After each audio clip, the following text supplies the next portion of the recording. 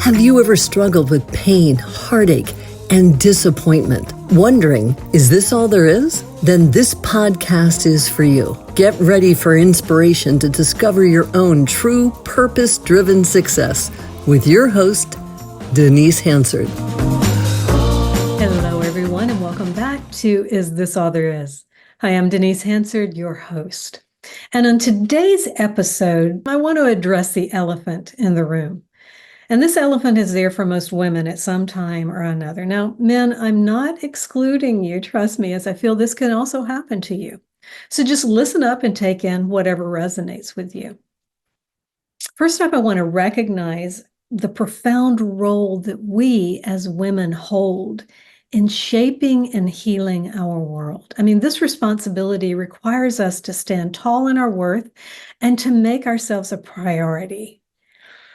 And yet today, what I'm seeing is the weight of this responsibility can sometimes overshadow our true power, leaving us feeling overwhelmed, undervalued, disappointed, disillusioned.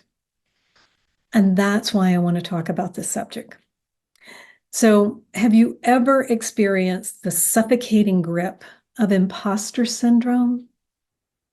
Yeah, if you have, know that you're not alone, because many of us have grappled with this feeling at some point in our professional career.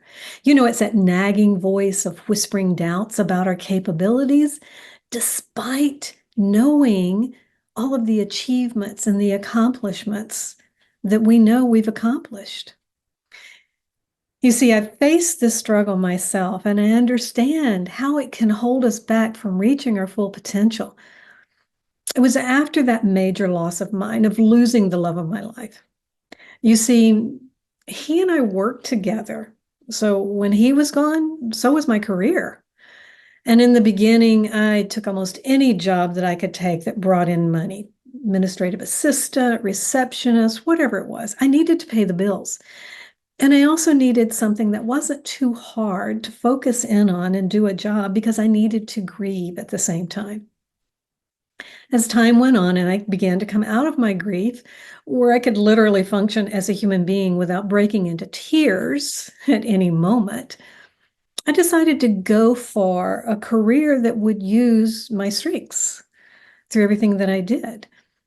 And it was in that new career that once I stepped into it, I started feeling like an imposter. I mean, it was like I was faking it. And all the while I was just making everything up while I was doing that job. And I didn't believe in my abilities, my expertise in that time as much as I had before. Hence the imposter syndrome, waiting for someone to find out, call me out on it, and get me fired. That was my feeling behind it. But that didn't happen. You know, I was privileged enough to have a boss who saw me, who valued my expertise, and he also understood where I was emotionally. So he was my mentor to help me, to not let me fall into those moments of doubt. And I know this was a blessing for me as we don't always have someone like that when we need it. But here's what we have to remember. Falling into imposter syndrome is not our ally, guys.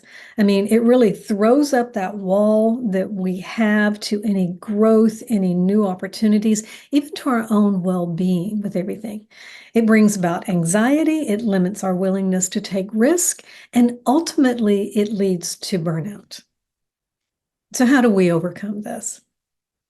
And today I want to talk about tactics, not so much the feelings of confronting imposter syndrome. I'll save that for another episode. Today I just want to talk about the tactics behind how we can deal with this to reshape the narrative of who we are.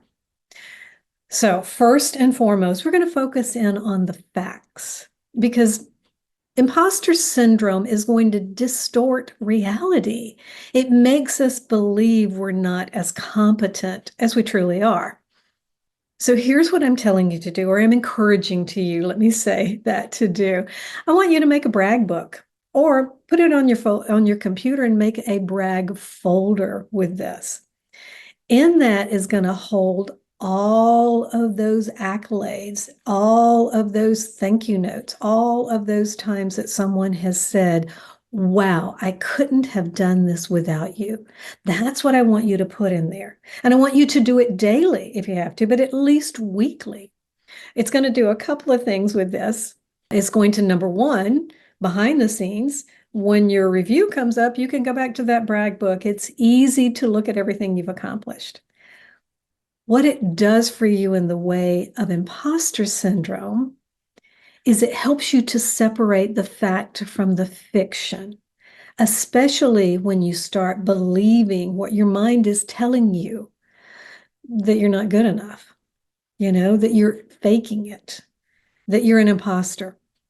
When you begin to hear that or fall into that, what I want you to do is to read your folder. Go look at it. It's going to help to boost you up when you need those reminders of how awesome you are.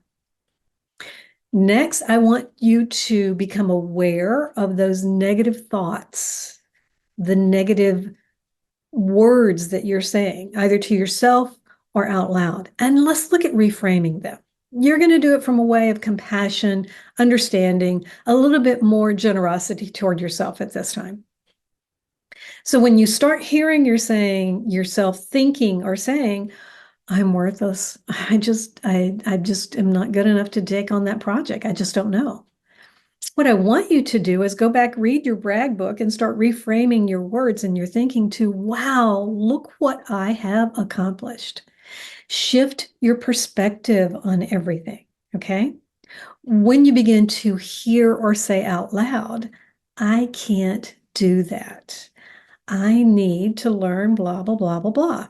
I want you to change those words to, I'm choosing to do what's right for me right now. That's more empowering with where you are and not as negative and bringing yourself down. And guys, what I'm going to tell you is this. You're going to make mistakes. It's inevitable, but they don't have to define you, okay? So instead of berating yourselves about what mistake you just made, look at them as an opportunity to grow and to learn. And lastly, as a tactic, I want you to lean on that support network that you have, whether it's a trusted friend, a family member, or a mentor like I had. I want you to share your struggles, which can basically lighten the burden and provide a different perspective on things. I mean, I know for me, that's why my boss helped me through it all, because I shared with him what had happened in my life and how I was moving forward with my life. And as a matter of fact, things would have been different if I had not done this. And I did it right up front in the initial interview. Because, there was that one question that he asked of me that I had to tell him. He said, why in your resume had you gone from working as a manager, managing people, taking on bigger responsibilities, to an administrative assistant role? You see, that was a key moment in our relationship. Me showing my vulnerability and him accepting me as I was, not broken. I was strong and I was healing. Okay. So lastly, in our tactics of how to deal with this is something we don't do very well, especially as women. We're not celebrating our accomplishments. We set a goal, we have a project, we complete it, and then we move on quickly. What I want you to do is take a moment, celebrate what you accomplished, because that's the testament to your worth, to your resilience, and your dedication. And as you acknowledge that success story that you have, it does reinforce that self-worth that has been doubtful in your mind. It reinforces your confidence. It even paves the way for you to have more achievements. So look at it this way. Remember, you're where you are right now for a reason. You're capable. You're deserving. And you're worthy of every opportunity that comes your way. So stand tall, embrace your worth, and let your light shine brightly for all to see. So that does it for today on Is This All There Is? And remember, this is your ticket to transformation. Come with me. I'll see you next time. So that's it for today's episode. Head on over to iTunes or wherever you listen and subscribe to the show. One lucky listener every single week that posts a review on iTunes will win a chance in the grand prize drawing to win a $15,000 private VIP day with Denise Hansard herself. Be sure to head on over to isthisallthereispodcast.com and pick up a free copy of Denise's gift and join us on the next episode.